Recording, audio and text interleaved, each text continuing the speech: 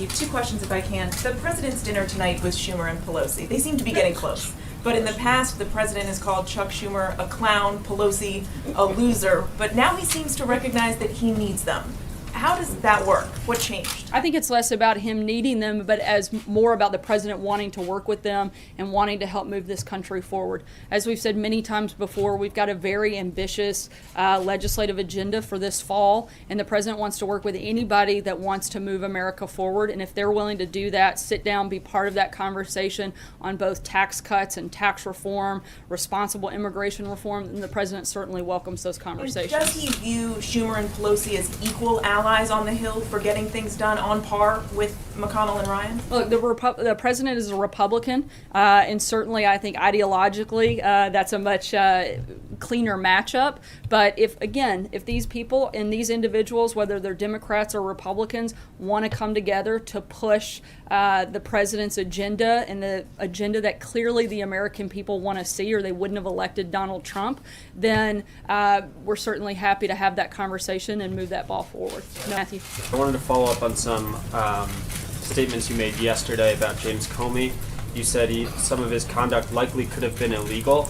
I was wondering what specifically you were referring to there, because the one thing you pointed out was those memos that were given to the Times, but those didn't contain any classified information and were handed over once he was a private citizen. Yeah, the memos that Comey leaked were created on an FBI computer while he was the director. He claims they were private property, but they clearly follow the protocol of an official FBI document. Leaking FBI memos on a sensitive case, regardless of classification, violates federal laws, including the Privacy Act, standard FBI employment agreement, and non-disclosure agreement all personnel must sign. I think that's pretty clean and clear that would be a violation. So what do you want to see happen?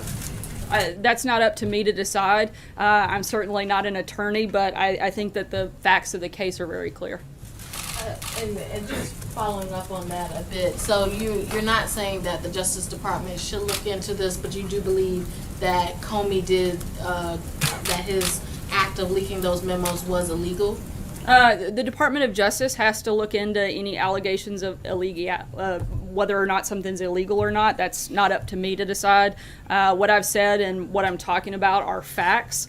James Comey, leaking of information, questionable statements under oath, politicizing an investigation, those are real reasons for why he was fired, and the president's decision was 100% right, which we've said multiple times over and over, and in fact, I think the more and more we learn, the more and more that's been vindicated. Okay. Sarah. Two questions. The first one, after meeting with Senator Scott, has the president's mind changed at all about that initial statement? Should he have been more forceful?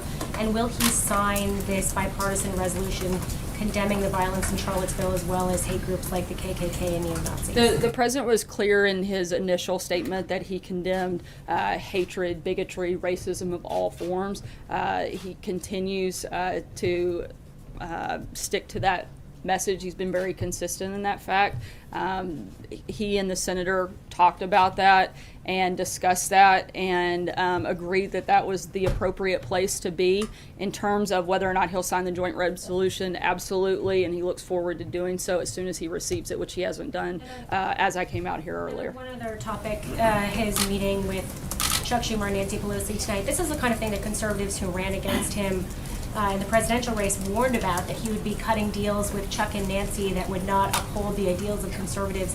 So why is he meeting with just the two of them this evening, and is he hoping to strike an immigration deal with Schumer and Pelosi? I think it's pretty disingenuous for people to say he's only meeting with Democrats. The president is the leader of the Republican Party and was elected by Republicans. He beat out 16 other candidates to take that mantle on, and certainly I think one of the strongest voices. And so the idea that the Republican Party ideas are not represented in that room is just ridiculous. Jill.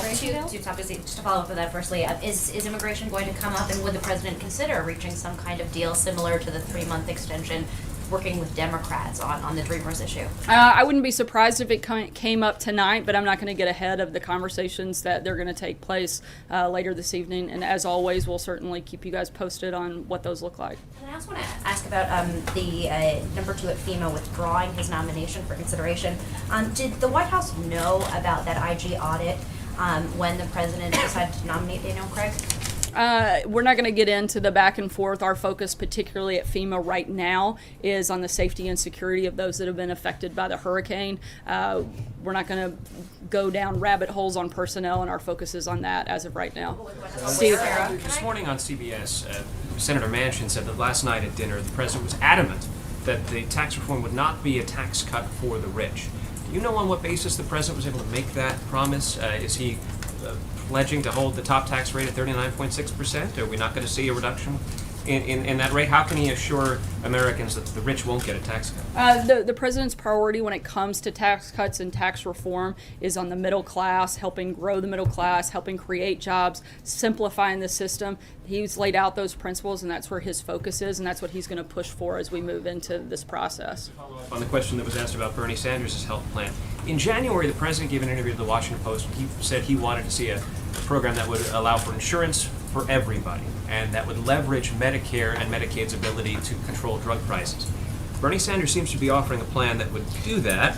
Why does the president not support it? I'm pretty sure that it's not only does the president not support it, but America doesn't support it, or Bernie Sanders would be sitting in the Oval Office right now. He pushed these ideas forward during the campaign. They were rejected, not just by America, but Democrats. He didn't make it through the primary. He didn't make it into the Oval. I think that's a pretty clear indication of what America wants to see, and it's not a single-payer system. The president recently appointed 42 new U.S. attorneys, and it's been reported fairly widely that only one of them was a woman, the U.S. Attorney for the District of Columbia.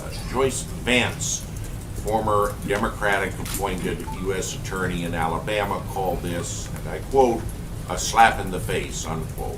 What is the reaction of the White House to that comment on this wave of appointment of U.S. attorneys? I think that the president has certainly surrounded himself with a lot of strong women in various positions, including myself in a pretty high position and senior position in the administration, as well as Hope Hicks, Kellyanne Conway, a number of others. He's continuing to add women to his staff at senior levels every single day, and I think that's a very positive step forward, considering particularly on the communication side, it's the first time in history that's happened. Trey.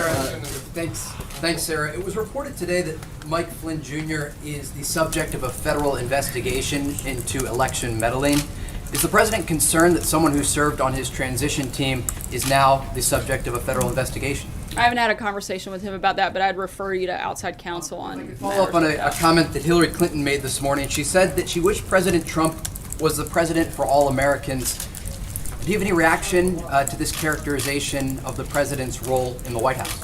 I think that type of misunderstanding of who this president is, and frankly, a misunderstanding of what he's been doing, is exactly one of the reasons that Hillary Clinton is not the president and is instead pushing a book with a lot of false narratives and a lot of, I think, false accusations and placing blame on a lot of other people instead of accepting it herself. Hallie? There are two questions. Number one, when was the last time the president spoke with Mike Flynn? I'm not sure. I'm not aware of any conversation that's taken place in quite a long time. So. And I also want to ask about tonight's dinner. Why not also invite Mitch McConnell and Paul Ryan? Look, you've got the leader of the Republican Party sitting at the table. This is the president's opportunity to have a very open and honest conversation with members of the Senate, and I think anybody that tries to distort it into something other than that is just misunderstanding what the purpose is. Just clarify, because I don't want to get it wrong either. Are you saying that if Mitch McConnell and Paul Ryan were there, then that conversation would be distorted? And No, not that's not what I'm saying at all. I'm saying that if anybody thinks that the Republican viewpoint isn't being represented, is completely misunderstanding that the president is the leader of the Republican Party. So is the president negotiating on behalf of the Republican leadership on the Hill in this meeting? Or The is president's negotiating on behalf of the American people, exactly what he was elected to do. And the idea that you guys keep trying to distort this into a bad thing is, I think, exactly why this president was elected. They were sick and tired of business as usual. They wanted somebody who would break up the status quo, that would bring people from both sides of the table together to have conversations. This president's done more for bipartisanship in the last 8 days than Obama did in 8 years. Thank you, Sarah. Sarah, thank you. Two questions, if I may. One is, just since you raised the issue of Mrs. Clinton's book having a false narrative and false accusations, could you point us to a couple specific accusations in the book that you believe are factually incorrect? I think probably the biggest one is any place within the book where she lays blame for the loss on anyone but herself. David? Sarah. Yes, you mentioned a couple times today, you sort of emphasized diversity in the West Wing, and you talked about the president being very clear after Charlottesville and denouncing all hate. I just wanted to read a comment from an influential African-American sportscaster from ESPN yesterday who said, Donald Trump is a white supremacist who has largely surrounded himself with other white supremacists. His rise is a direct result of white supremacy, period. He's unqualified and fit to be president. Why do you think, do you have a reaction to that? And is the president aware of that comment? And I'm not sure if he's aware, but I think that's one of the more outrageous comments that anyone could make, and certainly something that I think is a fireable offense by ESPN. If the president was so clear, as you said, why do you think influential African-American figures are saying things like this? I'm not going to speak for that individual, but I know that the president has met, again, with people like Senator Scott, who are highly respected leaders in the African-American community. He's committed to working with them to bring the country together. I think that's where we need to be focused, not on outrageous statements like that one. Will the president continue to do outreach? Thank you, Sarah. You said before that the president has done more for bipartisanship in the last 8 days than President Obama did in 8 years.